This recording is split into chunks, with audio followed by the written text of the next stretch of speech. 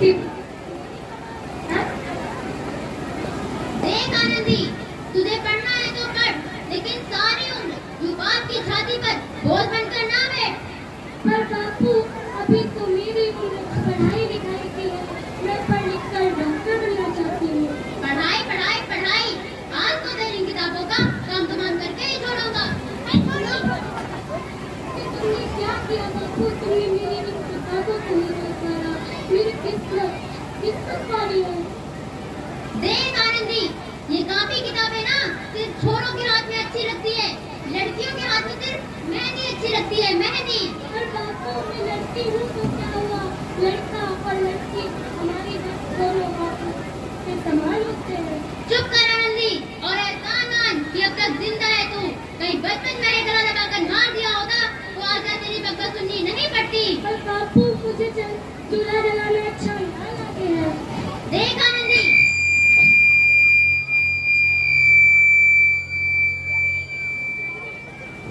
देख आनंदी, जितना जल्दी हो तू चूल्हा जलाना सीख ले, उतना ही अच्छा है तेरे लिए। और हाँ, तेरा ब्याह तो होकर ही रहेगा, वो भी करके कर। अपना जीवन भाई, तुम्हारी यही कहानी। आंचल में है दूध और आंखों में है पानी। मुझे माफ कर दे मेरी बेटी, तेरे बापू के जिद के आगे मेरी एक ना चले। मुझे माफ कर दे मेरी बेटी, मुझे माफ कर दे।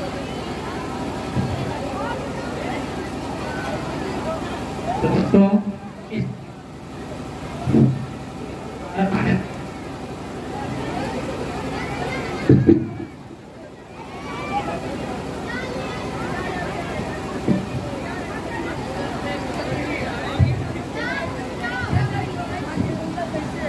क्या हो गया है?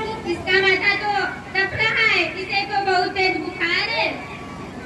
अरे आप कुछ भी बोलते हैं ना, दीजिए मुझे। माधव, माधव, जल्दी से वैद्य को बुलाइए। जी, अभी बुलाता हूँ।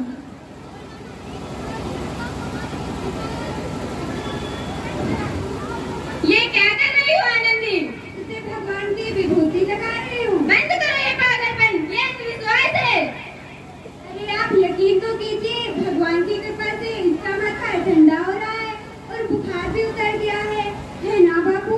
आंखें खोलो, तुम्हें तुम्हारी माँ बुला रही है। आंखें खोलो बेटा, आंखें खोलो। देखिए ना इसे क्या हो गया है।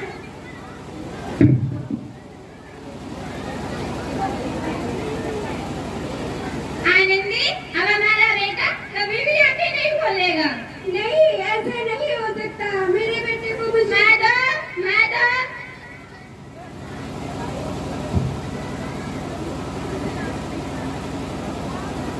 बंद करो ये पागलपन। तुम्हारा बच्चा भगवान ने छीन लिया। मेरा बच्चा भगवान ने नहीं, बल्कि तुम्हारी अशिक्षा और तुम्हारे अंधविश्वास से छीना है। अगर तुम आज पढ़ी लिखी होती आनंदी, तो हमारा बच्चा हमसे कोई नहीं दूर कर सकता। तुम अनपढ़ हो, अनपढ़। नहीं, अब मैं अनपढ़ नहीं रहूंगी। मैं पढ़ूंगी ताकि कल किसी और आनंदी की इलाज के अभाव में अपना बच्चा ना खोना पड़े। शाबाश आनंदी, तुम्हारे प्रायश्चित का यही अपराध भी है। तो इस प्रकार 7 अप्रैल 1883 को आनंदी अमेरिका के पेंसिल्वेनिया के लिए रवाना हुई और 3 साल बाद उन्होंने डॉक्टर ऑफ मेडिसिन की उपाधि प्राप्त की। उधर आनंदी के पिता की तबीयत बहुत खराब है। तब आगे देखते हैं कि क्या होता है। आनंदी, आनंदी, तुम्हारी 12वीं का परिणाम आया है और तुमने पूरे स्कूल प्रथम स्थान प्राप्त किया है। तुम्हें शिक्षा वृत्ति मिली है। क्या मुझे शिक्षा वृत्ति मिल गई? हाँ आनंदी, तुम्हें शिक्षा वृत्ति मिली है और तुम आगे की पढ़ाई करने के लिए अमेरिका जा रही हो। क्या मैं अमेरिका जा रही हूँ? पर ये सब मैं अकेले कैसे कर पाऊंगी? अपने आप को इतना कमजोर यो कैमरा का उधर चला रही क्या समझती हो आनंदी? तुम्हारे इतनी पढ़ाई लिखाई करने के बाद भी क्या फायदा? तुम अब भी गंवार की गंवार? मैं गंवार नहीं रहूंगी।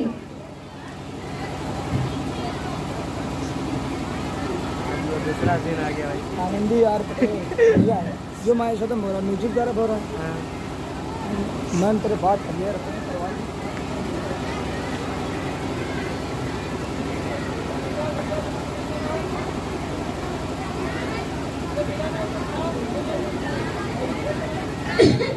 हाँ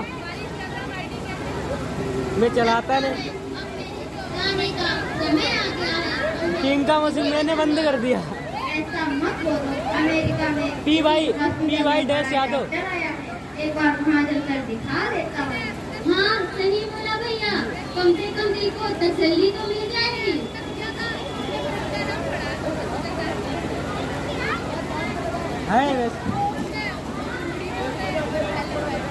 है मेरे पास, उसमें से आया था।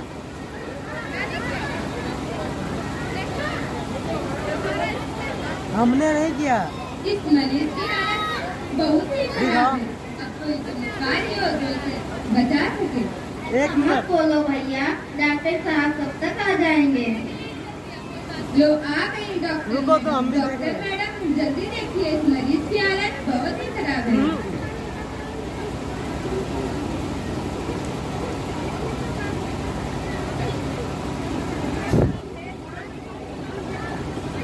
जल्दी कहाँ है जल्दी ना तुम नजर आ रही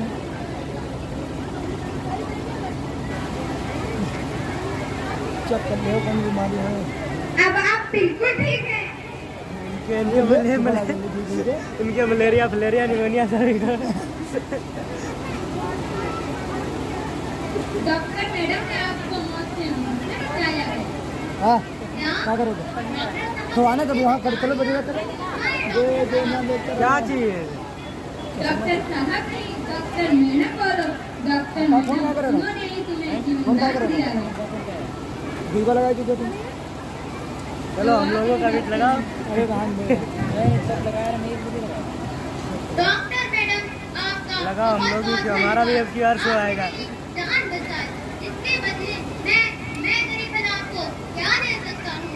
वचन चाहिए मुझे कि आप कभी ये नहीं कहेंगे कि लड़कियां कुछ नहीं कर सकती। वचन, ये कैसा वचन है? न पहचाना नहीं है बेटी आनंदी। क्या मेरी बेटी आनंदी? डॉक्टर हाँ बापू, वही आनंदी जिसके लिए बचपन में तुमने सिर्फ चूल्हा और दूल्हा के अलावा और कुछ नहीं सोचा था। आनंदी मेरी बेटी, मुझे माफ कर दे। मुझे माफ कर दे। हाँ बापू, आपने ही तो कहा था कि बेटियों के हाथ में सिर्फ बेटियों के हाथ में मेहंदी अच्छी लगती है। गुरुजी ठीक है। क्या आनंदी करियो? मेरी बेटी, मुझे माफ कर दे।